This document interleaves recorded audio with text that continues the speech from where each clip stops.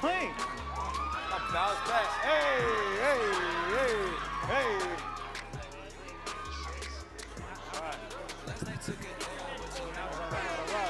All right. Hello. Check. Are we on? Can you guys hear me? All right. So first and foremost, let me make sure I can get some housekeeping going in here too. You see, ladies and gentlemen, I'm from Detroit. They had the big Shawn fan. And I want to say this, man, it's a pleasure to be here with all of you guys and to be able to share some words with you guys today. So since I'm from Detroit, it's a very special way that I like to say hello. And the way that I like to say hello, or we like to say hello, we say, what up, though? What up, though? My people. All right, so it's a pleasure to be here with you guys today. And I want to make sure that as I saw you guys in here excited, you guys are learning information, all these great people are coming to speak to you guys, I want to make sure that I can add to that pot. So today we're going to talk about innovating within. Now, as we're talking about innovating within, there's something really important I need you to know about yourselves while we're here in this room. And the thing that I need all of you guys to know about yourselves is that everybody in here is a miracle. Now, by a show of hands, I'm going to do a temperature check here. How many people understand that you are, in fact, a miracle? If you're in the audience right now, you know you're a miracle, raise your hand. Excellent. So now, I want to make sure that if you did not raise your hand, then I can prove it to you right now. Ladies and gentlemen, the probability for you to be born into this world, to actually be a human being, to exist, to go through the process of coming through your mother's womb and coming into this world, that probability is 1 in 400 trillion. Now, I need y'all to know that's a big probability. That's almost virtually impossible. As a matter of fact, to make sure I can bring it home for you guys a little bit more, understand this. The probability of somebody in here getting struck by lightning this year is 1 in 1,083,000.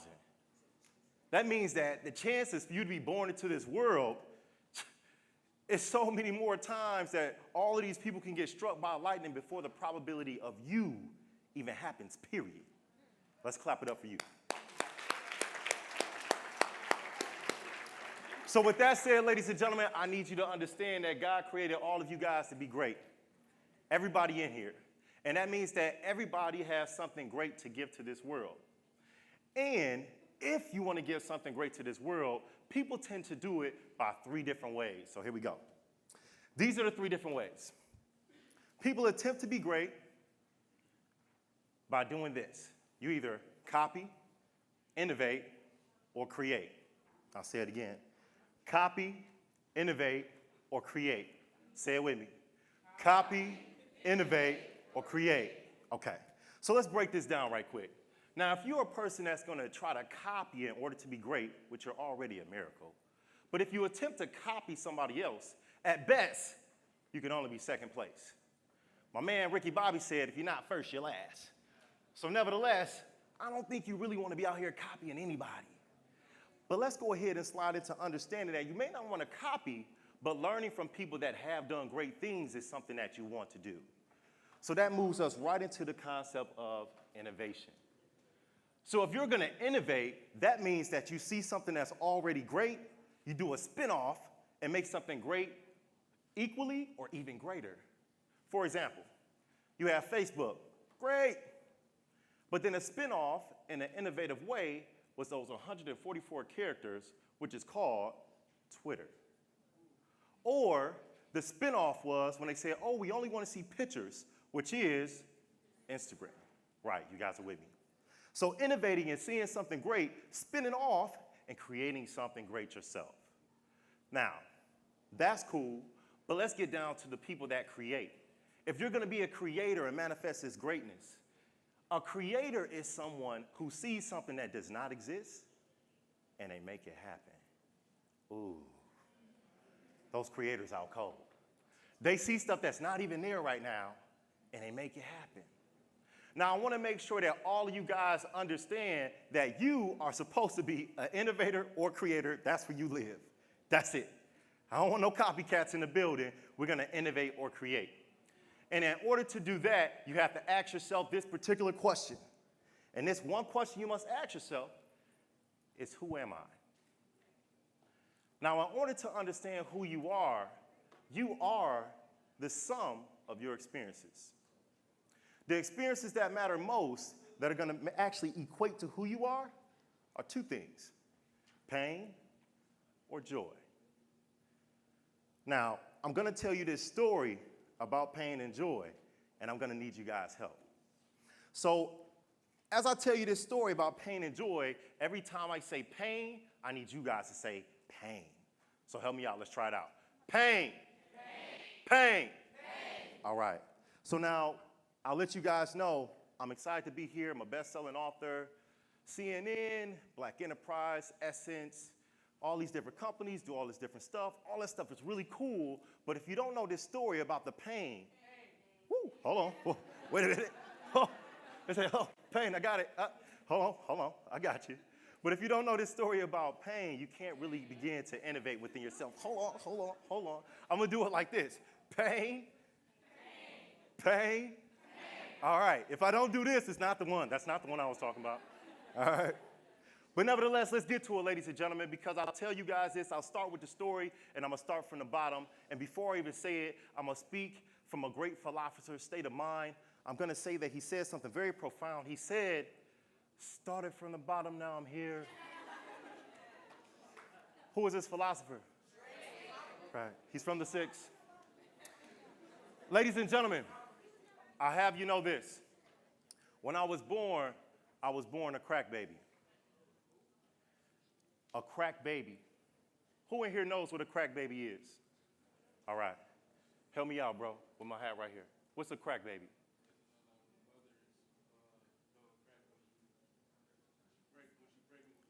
That's right.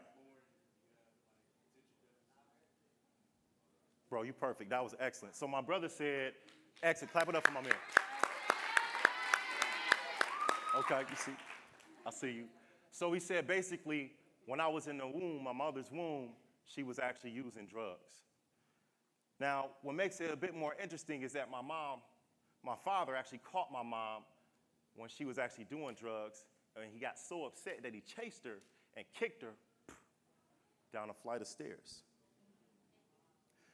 I'll tell you guys this, I also have 7 brothers. I love my brothers, man. I'm so close to them. Of my 7 brothers, 3 of them are dead, and 3 of them have been to prison. And as a matter of fact, I love my father. I love him so much, but he's been absent my whole life. Pain. All right. Y'all got it. So now we're going to keep going here. I'll tell you guys, I remember when I was in the 3rd grade. And when I was in the 3rd grade, I remember my teacher, Miss Freeman, she said, Shawn, read. It's the first day of class. I said, okay.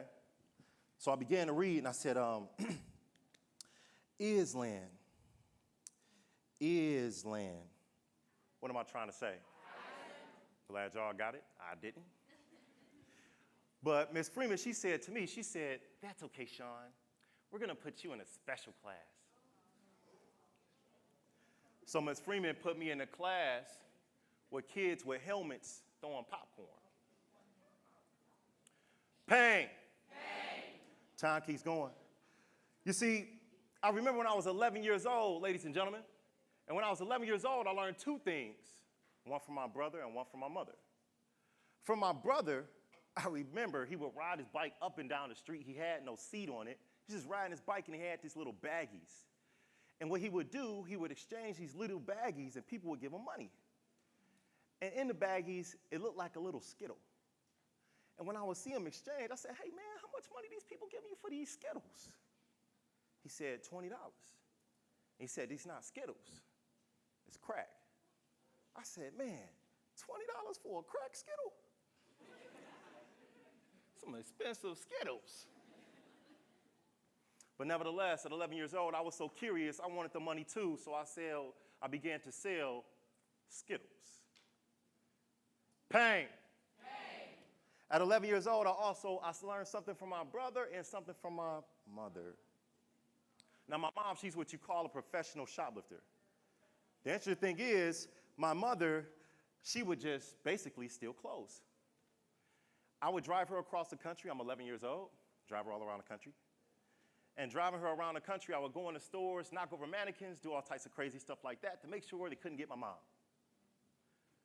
I was shoplifting and in the family business at 11 years old. Again, I'll say, pain. Pain. I keep going, ladies and gentlemen. And I remember being in high school, my brother who taught me how to sail died. His twin was dead. My grandma died. My father died. My mom, I don't know where she at, left me at a point where all I had was a gift they gave me in the form of a younger brother, and I had to raise him, and I didn't have a father myself. Pain. Pain. Time kept going. I made it to college, though. And when I got there, I remember I went to the #1 public university in America. It's called the University of Michigan. And I remember while I was there was a girl who went to private school her whole life. I did not go to one of those. Wasn't fortunate enough. And she said to me, you know what, don't take math or econ. Those classes are going to probably be hard for you. Pain. Pain. I remember a year later, I found myself in a county jail on a television screen for the first time. Pain. Pain. Now, ladies and gentlemen, I'll tell you this. Through pain, we can innovate. So I'm going to tell you guys some things now, and every time I say innovate pain, we get joy. Innovate pain, we get joy. Innovate pain, we get joy. Check it out. Y'all already know when I was younger, mom, crack in the belly, brothers dead, this, and that. I needed a mentor. I didn't have one, so I became a mentorship specialist and have led thousands of others to either college, summer jobs, and things of that nature. Innovate pain, and we get joy. You know what? Ms. Freeman, she put me in special ed, but what she didn't know, the year before that and the year after that, I scored in the 99th percentile with reading and writing. What she also doesn't know today, that I'm a best-selling author, and I also own a publishing company. Innovate pain, and we get joy. You see, my brother and my mother, they taught me some valuable things. You know, my brother, I was selling them for 20. Well, today, ladies and gentlemen, on best-selling book, you could get in the back, and guess how much it costs? 20. Catch Me Outside, how about that? You could get it too for 30. Ain't nothing changed. Now, my mom, she's a professional shoplifter, and the interesting thing about that is, today, I'm a co-owner of a custom suit company. Innovate pain, we get joy. You know what's interesting, ladies and gentlemen? That same young lady that told me not to take math or economics because I wasn't good enough. What she doesn't know is that she chose my major. I graduated from the University of Michigan with a degree in mathematics and economics. Innovate pain, and we get. And I'll tell you what, ladies and gentlemen, it's unfortunate that a year later that I went to jail and was on TV for the first time, but I tell you, 10 years later, I was in law school. Innovate pain, and we get joy. So this is what I say to you. Innovate within yourself. A lot of times our same painful moments can become those joyful moments. I would tell you to play the lottery and bet on yourself because you are, in fact, one in a trillion. Thank you, ladies and gentlemen.